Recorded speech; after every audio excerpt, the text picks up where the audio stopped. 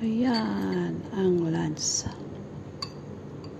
May egg o timplang kimchi. Simple dish. Vegetable only with boiled egg.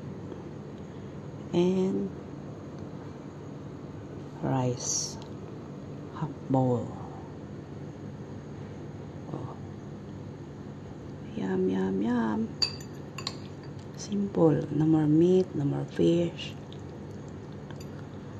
Only vegetable and boiled egg. Oh, diba?